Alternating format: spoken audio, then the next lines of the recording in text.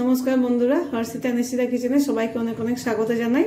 তো আজকে আমি পোহা বানিয়ে আপনাদের দেখাবো, খুব কম সময়ে খুব সহজভাবে বানিয়ে দেখাবো। তো এখানে আমি চিড়ে নিয়ে নিয়েছি, চিড়েটা ভালোভাবে ধুয়ে পরিষ্কার করে নিয়েছি। আর 2 মিনিট এখানে চিড়েটা আমি ভিজিয়ে রেখেছিলাম, আর ভালোভাবে ছাকনার সাহায্যে পুরো জলটা ঝরিয়ে নিয়েছি, একদম ঝুরঝুরে করে শুকনো করে নিয়েছি। চিড়েটাকে ভালোভাবে ভিজিয়ে নিয়েছি। আর এখানে কারি পাতা নিয়েছি, এখানে টমেটো কুচি নিয়েছি, এখানে পেঁয়াজ কুচি নিয়েছি, এখানে গাজর কুচি নিয়েছি, আর এখানে কালো সরষে নিয়েছি, জিরে নিয়েছি, আর চিলি ফ্লেক্স নিয়েছি। আপনারা চাইলে কাঁচা লঙ্কা দিতে পারেন, আর আপনারা চাইলে আপনাদের পছন্দ মতো সবজি অ্যাড করতে পারেন। আর এখানে আমি বাদাম নিয়েছি, বাদামের খোসাটা ছাড়িয়ে নিয়েছি, আপনারা চাইলে নাও ছাড়াতে পারেন, তো আমি ছাড়িয়ে নিয়েছি। এখানে কড়াইটা ভালোভাবে গরম করে নিয়েছি। এবার পরিমাণ মতো তেল দিয়ে দেবো। এখানে আমি পরিমাণ মতো তেল দিয়ে দেবো। তেলটা ভালোভাবে গরম করে নেব। বন্ধুরা, তেলটা ভালো করে গরম হয়ে গেছে। এখানে আমি পরিমাণ মতো নুন দিয়ে দিচ্ছি,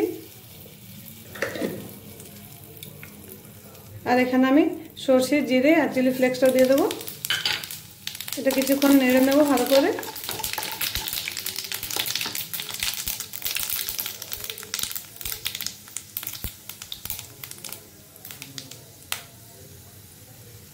এবার আমি পেঁয়াজটা দিয়ে দেবো,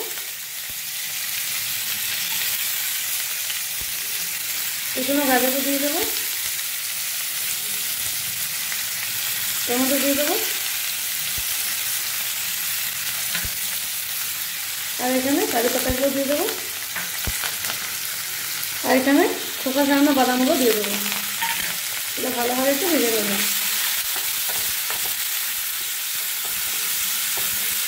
এগুলো 2 মিনিট ভালো করে একটু ভেজে নেবো। দেখুন বন্ধুরা, সবজিটা আমি ভালো করে লাল করে ভেজে নিয়েছি।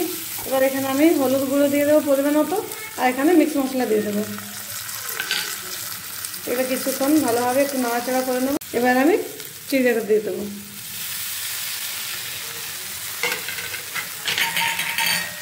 ভালোভাবে মিশিয়ে নেবো। দেখুন বন্ধুরা, সবজিকে ভালোভাবে মিশিয়ে নিয়েছি। এবার এখানে আমি একদম অল্প করে চিনি দেবো। এখানে আমি একদম হালকা চিনি দেবো, আর দেবো এখানে লেবুর রস।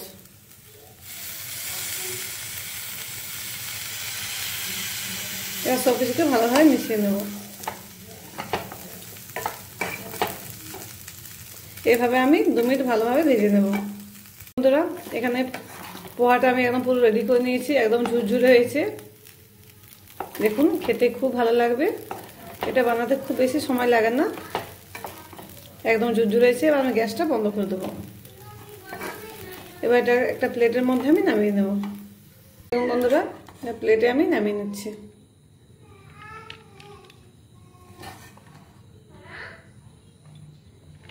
আশা করে দেখে বোঝা যাচ্ছে পোহাটা খুব ঝুরঝুরে হয়েছে।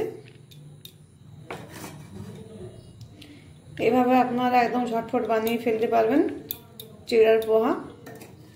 এটা স্কুলে টিফিনের জন্য বা সকালে নাস্তার জন্য খুব সহজেই বানিয়ে নিতে পারবেন, এবং খেতেও খুব ভালো লাগে। একই রকমভাবে যদি রুটি খেয়ে বোর হয়ে যাচ্ছেন, তাহলে এইভাবে চিড়া নিশ্চয়ই বাড়িতে একবার ট্রাই করবেন। আর ভালো লাগলে অবশ্যই আমার কমেন্ট করে জানাবেন কেমন লেগেছে খেতে। আর আমার চ্যানেলে যদি ভালো লেগে থাকে, আমার রেসিপি যদি ভালো লেগে থাকে, তাহলে আমার চ্যানেলটিকে সাবস্ক্রাইব করবেন, লাইক করবেন, এবং সামনে বেল বাটনে ক্লিক করে দেবেন। আর আপনারা ভালো থাকবেন, সুস্থ থাকবেন। ধন্যবাদ। পুরো আমাদের পোহা রেডি।